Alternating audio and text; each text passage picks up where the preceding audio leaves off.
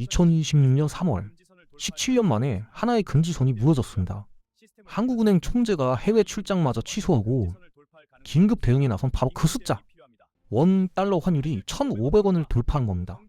왜 세계 10위권 경제 대국의 화폐가 이토록 무력하게 추락하고 있는 걸까요? 지금 이 순간 우리 경제엔 네 가지 치명적인 경고음이 동시에 울리고 있어요. 하인리 법칙을 아시나요? 대형 사고가 터지기 전에는 반드시 수십 번의 작은 징후가 먼저 나타난다는 겁니다. 이 영상을 끝까지 보시면 다가올 경제 폭풍 속에서 내 돈을 지키는 단 하나의 생존 전략은 정확히 손에 쥐게 될 겁니다. 하인리 법칙이라고 들어보셨나요? 산업재해를 연구하던 미국의 보험회사 직원 허버트 하인리가 발견한 법칙이에요. 대형 사고 한 건이 터지기 전에는 반드시 29건의 작은 사고가 있고 그 전에 300건의 사소한 징후가 먼저 나타난다는 거죠. 다시 말해 재앙은 절대 갑자기 오지 않아요. 수십 번의 경고음을 우리가 무시했을 뿐입니다. 지금 대한민국 경제에 그 경고음이 미친 듯이 울리고 있어요. 가장 먼저 눈에 띄는 건 환율이에요. 1,500원 돌파는 시작에 불과하다는 전망이 쏟아지고 있죠. 브레이크가 고장난 것처럼 치솟는 환율. 그런데 여기서 진짜 씁쓸한 사실 하나 알려드릴게요. 우리나라가 세계 10위권 경제 대국이라고 하잖아요. 그런데 국제결제에서 원화가 차지하는 비중은 고작 42건이에요. 돈은 많이 버는데 그 돈을 아무도 안 받아주는 거예요.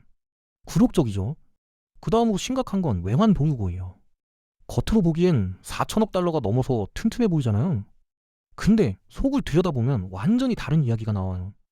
당장 현금으로 쓸 수 있는 돈은 전체의 6% 수준밖에 안 돼요. 나머지는 전부 채권이나 유가증권이라 급할 때 바로 꺼내 쓸 수가 없어요. 월급은 많이 받는데 전부 적금에 묶여 있어서 당장 쓸 돈이 없는 사람. 이런 걸 뭐라고 부르죠? 카푸어요. 지금 대한민국이 국가 단위로 카푸어 상태라는 겁니다. 그럼 이게 나랑 무슨 상관이냐고요? 직접적인 상관이 있어. 환율이 대번만 올라도 수입 물가가 뛰고 기름값이 오르고 장바구니 물가가 올라요. 여러분 월급은 그대로인데 살림살이만 빡빡해지는 거죠. 해외여행? 유학? 꿈도 못 꾸게 되고요. 더 무서운 건 이게 시작일 수 있다는 거예요. 문제는 이 경고음이 한두 개가 아니라는 점이에요. 환율, 외환 보유고, 그리고 아직 말씀 안 드린 국가 부채와 붕괴된 안전망까지 4개의 경고등이 동시에 빨간불을 켜고 있어요. 한 개만 터져도 위험한데 4개가 동시에 깜빡이고 있다면 이건 단순한 경기 침체가 아니에요. 구조적인 위기 신호입니다. 자, 이제 경고등 2개를 더 들여다볼게요. 솔직히 이게 더 무서워요. 국가 부채 이야기부터 해볼게요. 정부가 공식적으로 발표하는 국가 부채는 GDP 대비 50% 수준이에요. 선진국 평균보다 낮으니까 괜찮아 보이죠? 근데 이게 함정이에요. 왜냐고요? 공기업 부채랑 연금 적자가 빠져 있거든요. 한국전력, 한국토지주택공사 이런 공기업들 부채만 수백조 원이에요. 여기에 국민연금, 공무원연금, 국민연금 적자까지 합치면요. 실질 부채율이 이미 130%를 돌파했다는 분석이 나와요. 장부에는 안 적혀있지만 언젠가 반드시 갚아야 할 빚이에요. 숨겨진 빚더미 위에 앉아있는 거죠. 그 다음 진짜 핵심적인 문제가 있어요. 바로 안전망의 붕괴예요. 위기가 터지면 국가는 뭘로 버티나요? 2가지예요. 하나는 외환보호고 또 하나는 통화수합이에요. 통화수합이 뭐냐면 쉽게 말해서 친한 나라끼리 위급할 때 서로 돈 빌려주자고 맺어두는 약속이에요. 특히 미국이랑 맺는 한미 통화수합은 최후의 보루 같은 거예요. 달러가 급하게 필요할 때 미국한테 빌릴 수 있으니까요. 근데 지금 그게 없어요. 2020년 코로나 때 긴급하게 맺었던 한미 통화수합은 2021년에 종료됐고 이후로 갱신이 안 되고 있어요. 미국 입장에서는 굳이 우리랑 맺을 이유가 없는 거죠. 우리가 기축통화국도 아니고 미국에 줄 수 있는 게 별로 없으니까요. 결국 우리는 달러가 급할 때 기댈 곳이 없어요. 외환보유고 하나에 모든 걸 걸어야 하는 상황이에요. 근데 그 외환보유고도 아까 말씀드렸잖아요. 당장 쓸 수 있는 현금은 6% 뿐이라고요. 대만은 GDP 대비 외환보유고가 77%예요. 우리는 23% 수준이에요. 3배 넘게 차이 나요. 비슷한 규모의 경제인데 대만은 금고가 꽉 차 있고 우리는 텅 비어 있는 거예요. 정리하면 이래요. 부채는 숨겨져 있고 안전망은 뚫려 있고 금고는 비어 있어요. 이 3가지가 동시에 벌어지고 있는 건데 이런 구조에서 환율까지 폭등하면 어떻게 될까요? 바로 여기서 진짜 이야기가 시작돼요. 그렇다면 정부는 왜 이 상황을 방치했을까요? 이 흐름이 궁금하시다면 구독과 좋아요 한 번씩 눌러주세요. 지금부터가 진짜 핵심입니다. 자, 여기서 핵심 질문 하나 던져볼게요. 이 네 가지 경고음이 울릴 때 우리가 할 수 있는 일은 뭐였을까요? 답은 간단해요. 글로벌 스탠다드에 맞추는 거예요. 세계 경제가 움직이는 방향에 발을 맞추는 거죠. 특히 금리 정책이 핵심이었어요. 2022년부터 미국 연준이 뭘 했는지 기억하시나요? 물가를 잡겠다며 기준금리를 미친 듯이 올렸어요. 거의 제로 수준이던 금리를 단숨에 5%대까지 끌어올린 거예요. 역사상 가장 빠른 속도의 긴축이었어요. 왜요? 인플레이션이 무서우니까요. 돈의 가치가 떨어지는 걸 막으려고 고통스럽더라도 금리를 올린 거예요. 그럼 한국은요? 눈치만 봤어요. 미국이 금리를 5%대로 올리는 동안 우리는 3%대에서 머뭇거렸어요. 결과가 뭐냐고요? 한미 금리 역전이에요. 미국 금리가 한국보다 높아진 거죠. 이게 왜 문제냐면요. 돈은 금리가 높은 곳으로 흘러가거든요. 당연하잖아요. 똑같이 예금해도 미국에서 4.5% 받는데 한국에서 2.5% 받으면 어디에 돈을 넣겠어요? 외국인 투자자들이 한국 주식을 팔고 나가기 시작했어요. 2025년에만 수조 원이 빠져나갔어. 돈이 빠져나가니까 원화 가치가 떨어지고 환율이 치솟는 거예요. 악순환이 시작된 거죠. 재밌는 비교 하나 해볼게요. 같은 시기에 영국은 어땠을까요? 영국도 기축통화국은 아니에요. 그런데 미국이 금리를 올리자 영국도 따라 올렸어요. 고통스러웠어요. 부동산 시장이 흔들리고 서민들 대출이자가 폭등했거든요. 근데 버텼어요. 왜요? 환율 방어가 더 중요하다고 판단했으니까요. 결과적으로 파운드화 가치는 안정됐고 외국 자본 이탈도 막았어요. 우리는 그 선택을 못했어요. 아니, 안 했어. 금리를 올리면 터질 것들이 너무 많았거든요. 그게 뭐냐고요? 이게 진짜 분노가 치미는 대목이에요. 그래서 왜 금리를 못 올렸을까? 답은 한 단어예요. 부동산. 좀 더 정확히 말하면 부동산에 몰빵한 사람들과 기업들이에요. 영끌두기라고 들어보셨죠? 영혼까지 끌어모아 대출받아서 집 산 사람들이요. 2020년, 2021년에 집값이 미친 듯이 오를 때 수많은 사람들이 빚을 내서 집을 샀어요. 변동금리로요. 이 사람들한테 금리 인상은 곧 파산이에요. 금리가 1%만 올라도 월 이자가 수십만 원씩 뛰거든요. 이미 한 개까지 대출받은 사람들이 그걸 감당할 수 있을까요? 못해요. 집을 팔아야 하는데 다들 팔려고 하는 집값이 폭락하겠죠. 건설사들도 마찬가지예요. PF라고 들어보셨어요? 프로젝트 파이낸싱의 약자인데 쉽게 말해서 건물 지을 때 미리 돈 빌려서 공사하고 나중에 분양해서 갚는 구조예요. 금리가 오르면 이자 부담이 폭증해요. 분양도 안 되는데 이자는 눈덩이처럼 불어나면 줄도산이에요. 결국 정부 입장에서 금리를 올리면 터지는 것들의 리스트가 이래요. 영끌족 파산, 부동산 폭락, 건설사 연쇄 부도, 은행 부실 채권 급증. 한꺼번에 터지면 경제가 마비돼요. 그래서 금리를 못 올린 거예요. 근데요, 이게 맞는 선택이었을까요? 잠깐 생각해보세요. 금리를 올려서 부동산 시장이 조정받고 무리하게 빚낸 사람들이 고통받는 건 분명 아픈 일이에요. 근데 그게 자본주의 아닌가요? 투자에는 책임이 따르는 거잖아요. 2021년에 빚내서 집 사면서 집값은 영원히 오른다고 믿은 건 본인 선택이에요. 그런데 정부는 이 사람들을 구제하려고 국가 경제 전체를 복목으로 잡았어요. 금리를 안 올리니까 환율이 폭등하고 물가가 뛰고 서민들 장바구니가 무거워졌어요. 집 없는 사람들, 빚 없이 성실하게 산 사람들이 왜 그 대가를 치러야 하죠? 특정 집단을 살리려다가 전체가 벼랑 끝으로 밀린 거예요. 경제의 위기가 오면 어떻게 해야 할까요? 고통스럽더라도 썩은 살은 도려내야 해요. 부실 기업은 정리하고 무리한 대출자는 구조조정하고 비효율적인 환업은 퇴출시켜야 해요. 그래야 새살이 돋거든요.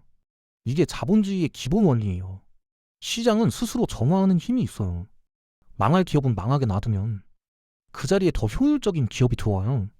버블이 터지면 아프지만 거품이 빠진 자리에서 진짜 가치가 자라나요.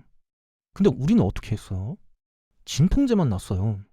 금리 인상을 미루고 부실 기업 회생 자금을 풀고 대출 만기를 연장해주고 이자 유예 정책을 쏟아냈어요. 당장의 고통을 피하려고요. 표면적으로는 위기가 안 터진 것처럼 보이잖아. 근데 속으로는 독이 퍼지고 있었어. 부실 PF 사업장이 정리 안 되고 좀비처럼 버티고 있어요. 이자도 못 내는 기업들이 배출 연장받아서 염려하고 있어요. 언제든 터질 수 있는 폭탄들이 경제 곳곳에 묻혀 있는 거예요. 이걸 전문가들은 좀비 경제라고 불러요. 죽어야 할 게 안 죽고 떠돌아다니는 거죠. 그리고 가장 무서운 건요. 이 모든 비용이 결국 누군가에게 전가된다는 거예요. 누구요? 바로 여러분이에요. 빚 없이 사는 사람들, 열심히 저축한 사람들, 집 안 사고 버틴 사람들이요. 환율이 오르면 물가가 뛰잖아요. 원화 가치가 떨어지면 여러분 월급의 실질 구매력이 줄어드는 거예요. 영끌족 구제 비용을 온 국민이 세금이랑 물가 상승으로 나눠내고 있는 거예요. 이게 공정한가요? 무리하게 투자한 사람은 보호받고 신중하게 산 사람은 손해보는 구조. 도덕적 해이의 교과서적인 사례예요. 그리고 이런 구조가 반복되면 사회 전체의 신뢰가 무너져요. 어차피 정부가 구제해줄 텐데 뭐라는 생각이 퍼지면 다음 버블은 더 커지고 붕괴는 더 참혹해져요. 지금 상황이 1997년 IMF 외환위기랑 비슷하다는 말 많이 들어보셨죠? 그래서 한번 냉정하게 비교해볼게요. 뭐가 같고 뭐가 다른지요? 먼저 비슷한 점부터 볼게요. 핵심은 똑같아요. 달러가 부족해지는 구조예요. 1997년에는 단기 외채가 너무 많았어요. 외국에서 빌린 돈을 갚을 달러가 부족해지니까 나라 전체가 흔들린 거죠. 지금은요? 빌린 돈 문제라기보다는 돈이 계속 빠져나가고 있어요. 서학개미들이 미국 주식 사느라 달러를 사고 국민연금이 해외 투자 늘리라 달러를 사고 외국인들은 한국 주식 팔고 나가고 달러 수요는 폭발하는데 공급은 안 따라가는 거예요. 결과는 같아요. 환율 폭등. 그럼 다른 점은요? 1997년에는 외환 보유고가 200억 달러밖에 없었어요. 지금은 4천억 달러가 넘어요. 20배예요. 그래서 정부는 그때랑 다르다. 걱정 말라고 해요. 근데 진짜 다를까요? 문제는 규모가 아니라 구조예요. 지금 외환 보유고의 대부분은 채권이에요. 당장 현금화하기 어려워요. 그리고 1997년에는 경상수지가 적자였는데 지금은 흑자라고요? 맞아요. 근데 그 흑자 폭이 점점 줄어들고 있어요. 반도체 빼면 거의 적자 수준이에요. 가장 무서운 공통점 하나 알려드릴게요. 바로 정부의 안일함이에요. 1997년에도 정부는 괜찮다. 우리 경제 펀더멘탈은 튼튼하다고 했어요. 결과요? 2달 뒤에 IMF 구제금융 신청했어요. 지금도 정부는 똑같은 말을 하고 있어요. 외환 보유고 충분하다. 금융 시스템 안정적이다. 대잡이 아닌가요? 역사는 반복돼요. 왜냐면 같은 실수를 반복하니까요. 1997년의 교훈을 우리가 제대로 배웠다면 금리 역전을 이렇게 오래 방치하지 않았을 거예요. 근데 또 같은 패턴이 반복되고 있어요. 그래서 이번엔 개인이 스스로 대비해야 해요. 여기까지 들으셨으면 한 가지는 명확해졌을 거예요. 국가를 믿고 가만히 있으면 안 된다는 거. 냉정하게 말할게요. 정부는 거시경제의 건전성보다 부동산 방어를 선택했어요. 영끌족과 건설사를 살리기 위해 금리 인상을 미뤘고 그 대가로 환율 폭등이라는 청구서를 받았어요. 그리고 그 청구서는 온 국민이 나눠서 내고 있어요. 물가 상승으로, 원화 가치 하락으로, 여러분 자산의 실질 가치 감소로요. 그럼 이제 어떻게 해야 할까요? 각자 도생이에요. 스스로 살아남아야 해요. 가장 먼저 해야 할 건요.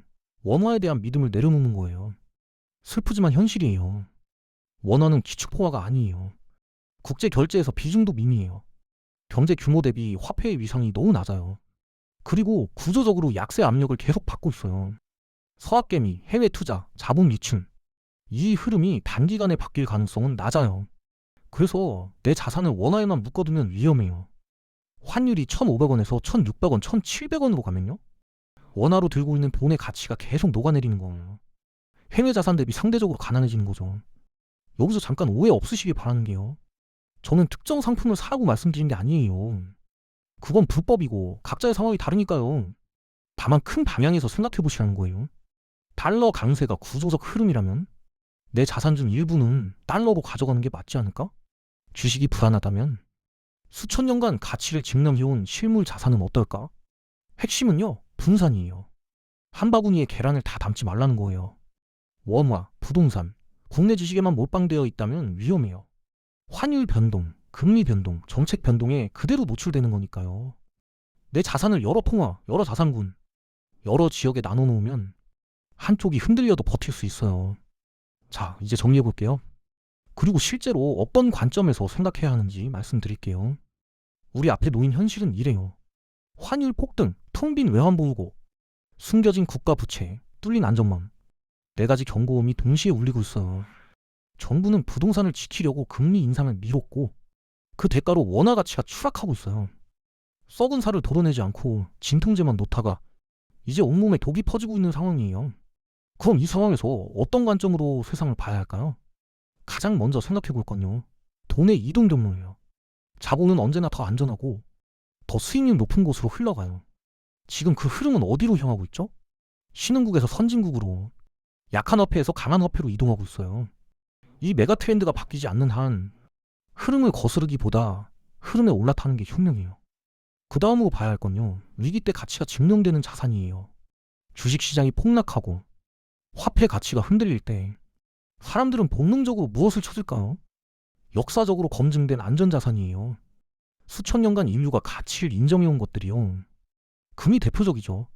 도박실성이 커질수록 실물 자산에 대한 수요는 높아져요. 마지막으로요.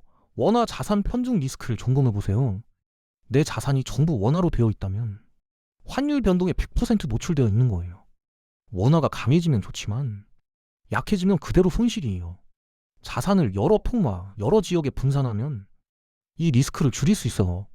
한국 경제가 흔들려도 내 자산 전체가 흔들리진 않게요. 경고음은 이미 충분히 울렸어요. 침몰하는 데에서 가만히 앉아 정부만 믿을 건지, 스스로 구명조끼를 입을 건지, 선택은 여러분의 몫이에요. 단기적인 투기가 아니라 다가올 10년의 구조적 변화에 대비하는 건강한 생존 전략을 세우시기 바랍니다. 오늘 영상이 유익하고 재밌으셨다면 구독과 좋아요 부탁드리겠습니다. 영상 제작에 큰 힘이 됩니다. 다음 영상에서 뵙겠습니다.